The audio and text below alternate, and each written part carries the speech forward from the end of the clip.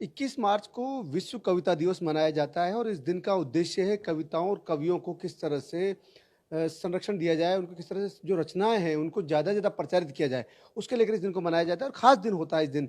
उनकी क जो सम्मान देने का एक दिन होता है। हमारे साथ इस मौके पर युवा कवि हैं राजस्थान के सिद्धार्थ कुमार, जो बहुत अच्छा गीत के माध्यम से अपनी कविताओं को प्रदर्शित करते हैं। इन्हीं से समझते हैं कि मौजूदा दौर में क्या स्थिति है। पहले तो सबसे पहले क्योंकि सिद्धार्थ जी मौजूदा दौर में हम बात करते हैं, लेकिन इस कविता दिवस का किस तरह से आप देखते हैं, कब से मनाने लगा, क्या इसका उद्देश्य है? सबसे पहले तो मैं आप सबके दर्शकों को इस कविता दिवस पर हिंदी की कविता की ओर से बहुत बहुत नमस्कार करता हूं, प्रणाम करता हूं।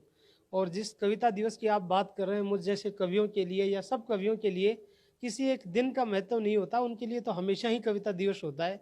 लेकिन चूंकि विश्व स्तर के ऊपर यूनेस्को ने 1999 के अंदर एक दिन ये तय किया कि कवियों की सृजनात्मक क्षमता को किसी बड़े प्लेटफॉर्म के ऊपर उनको सम्मानित किया जाए, ताकि उनके अंदर इस हीन भावना का विकास नहीं हो कि हमारी सृजनात्मकता को कोई देख नहीं पा रहा है, कोई सुन नहीं पा रहा है। क्योंकि ये देश सांस्कृतिक देश है और इस देश के अंदर इस सांस्कृतिकता के उत्सव को बढ़ते रहने में कवियों का बड़ा योगदान है। आपने कविताओं की बात की, आपने कहा कि हीन भावना से को नहीं देखे, लेकिन मौजूदा दौर में अगर हम बात करते हैं, तो कवियों का कई चीज़ों में कई बार अलग-अलग तरह के रूप में आता है। कई बार देखा जाता है विचारधाराओं में एक तरह से बढ़ते जा रहे हैं। मौजूदा दौर में आप किस तरह से, क्योंकि आप युवा कवि हैं, जी सर। आपके सामने भी पूरा आसमान बाकी है उड़ने के लिए। जी जी। किस तरह से आप देखते हैं मौजूदा दौर में क्या है स्थिति कवियों की? समस्या क्या है कि कवियों को विषय दिए जा रहे हैं, अन्यथा कवियों को तो दृष्टि देनी चाहिए थी। कवियों को दृष्टि होनी चाहिए कि वो किस तरीके से चीज़ों को देख सकते हैं। और मैं समझता हूँ कि ऐसे दौर में जब संपादकों ने कलम तोड़ दी है, जब बड़े बड़े सेलिब्रिटी लोग अपने हित और अहित को देखकर चुप हो जा रहे हैं, ऐसे दौर में यदि किसी ने को सच बोलने का काम किसी ने किया है, तो वो हम कवियों ने किया है, कलमकारों ने किया है, कवि सम्मेलन के मंचों ने किया है।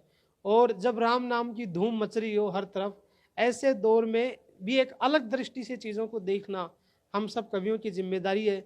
मैं आपको 4 पंक्तियाँ सुनाता हूँ जी, जी। और आपके दर्शकों को संबोधित करते हुए कि मजहबी उन्माद में ईमान को मत मारिए, राम को मत मारिए, रहमान को मत मारिए। कल मुझे सपने में श्री हनुमान जी ने यूं कहा, राम की जय बोल कर इंसान को मत मारिए, राम की जय बोल कर इंसान को मत मारिए।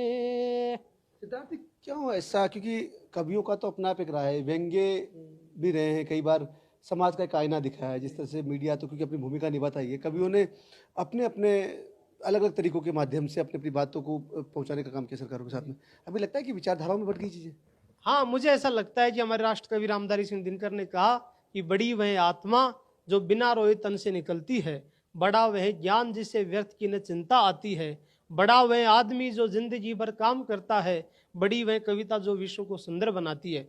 तो कविता का काम तोड़ना नहीं होता, कविता का काम जोड़ना होता है। और न यत्र नारे सत्व पूजनते रमनते तत्र देवता वाले देश में जब रोज हमारी बहनों के साथ उत्पीड़न हो रहा हो, रोज महिलाओं के साथ बलात्कार जैसी स्थिति हो, तो एक कवि होने का युग धर्म में निभाते हुए आपको 4 पंक्तियां सुनाता हूं कि सभ्यता के दायरों से किस जहां तक आ गए, हम सियासत में भी कैसे हुक्मरां तक आ गए, बेटियों की आंख से जब खून के आंसू बहे,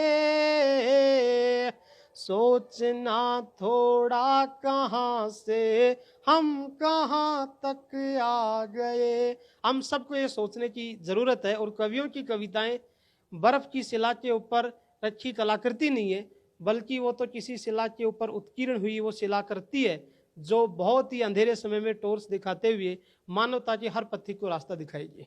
सिद्धार्थ जी, वैसे कलम सबकी नहीं टूटी है, आप जो बोल रहे हैं वो हम दिखा भी रहे हैं।